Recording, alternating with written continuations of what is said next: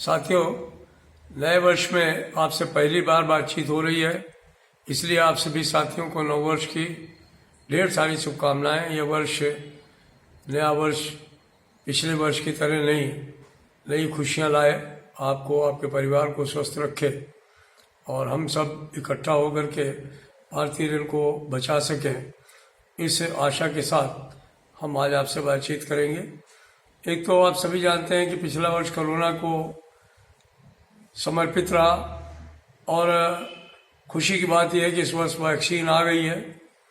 हमने रेल मंत्रालय से बातचीत की है और उनको कहा है कि जो ऑन बोर्ड सर्विसेज के लोग हैं, चाहे लोको पायलट हैं, गार्ड हैं, टीटी हैं या जो एस्कॉर्टिंग स्टाफ है, चाहे एसी का है, मैकेनिकल का है, इलेक्ट्रिकल का है, जो भी है, उनको प्राथमिकता के आधार पर वैक्सीन प्रोवाइड की जाए।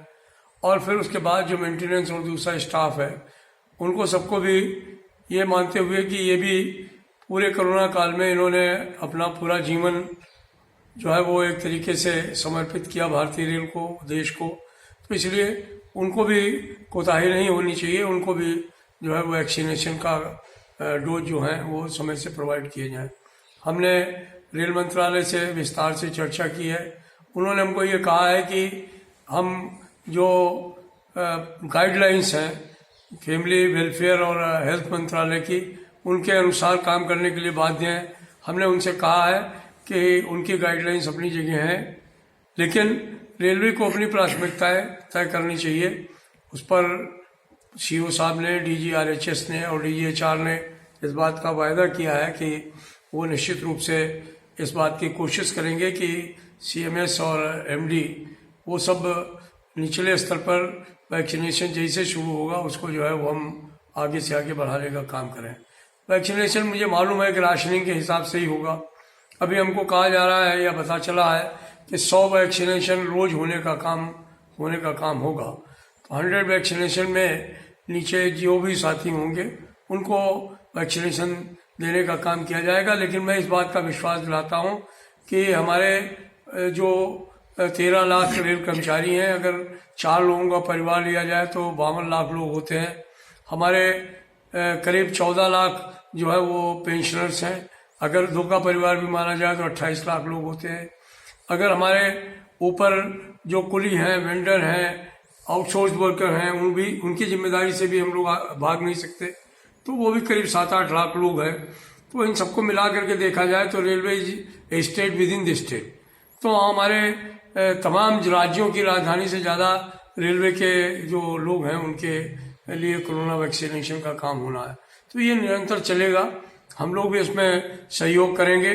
जहाँ कहीं भी आप लोगों को कोई तकलीफ हो, दिक्कत हो, आपको लगे कि यहाँ पर हमको दिक्कतें हो रही हैं, तो वहाँ स्थानीय नेताओं को, यूनियन के लोगों को, ऑल इंडिया रेल फेडरेशन के एफिलिएट्स को आप निश्चित तौर पर जो है वो कांटेक्ट करें और कोई आवश्यकता पड़ती है तो हम बोर्ड से बात करके हम निश्चित तौर पर जो भी उनकी दिक्कतें होंगी उनको दूर कराने का काम करेंगे। घबराने की आवश्यकता नहीं है, हम महामारी खुद से भी उबर करके आगे आ गए हैं, तो वैक्सीनेशन जो है वो हमको और मजबूत करने का काम करेगा।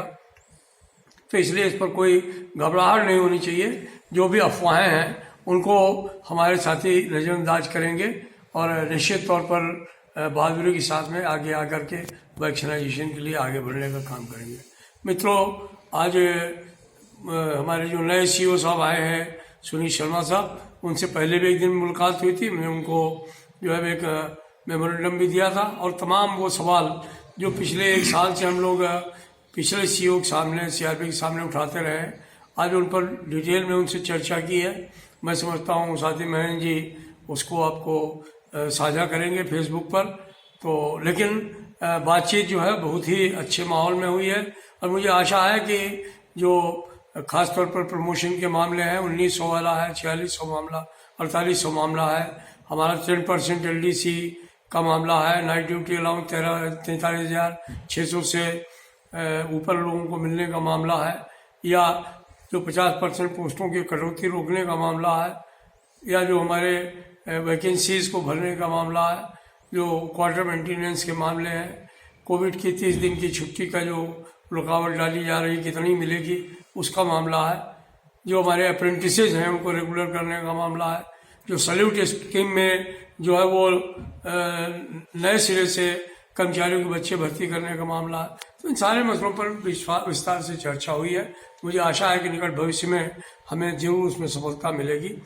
बस एक ही आप लोगों से विनती है कि रेल को बचाने के लिए हमें निश्चित तौर पर एक रहना है और एकता के साथ सरकार अगर कोई ऐसी चुनौती हमारे सामने ला करके खड़ी करती है कि रेलों को निजी हाथों में देने की बात सोचे, उत्पादन इकाइयों कारखानों को निजी हाथों में देने की बात सोचे, तो ये वर्ष जो है वो उस चुनौती को स्वीकार करने का होगा और सरकार से बराबर लड़ाई लड़ने का काम होगा। ये वर्ष नई पेंशन स्कीम के खिलाफ लड़ने के लिए, पुरानी पेंशन स्कीम बहाली के लिए भी एक महत्वपूर्ण वर्ष होगा। हमारी आपसे विनती है कि तमाम साथी इसके लिए तैयारी करें। हम बजट सत्र के दौरान एक बहुत बड़ी रैली तमाम केंद्र सरकार के कर्मचारी, राज्य सरकार के कर्मचारी, रेल कर्मचारी, बैंक बीमा कर्मचारी सबको इकट्ठा करके संसद पर करने का काम करेंगे। आप तमाम साथियों को आज मैं आह्वान कर रहा हूं कि उस रैली की तिथि की प्रतीक्षा करें और उस पर दिल्ली कूच करने का हो। जब आह्वान हो तो तमाम साथी उसमें आने का काम करें ताकि हम पुरानी पेंशन बहाल करवा सकें। धन्यवाद।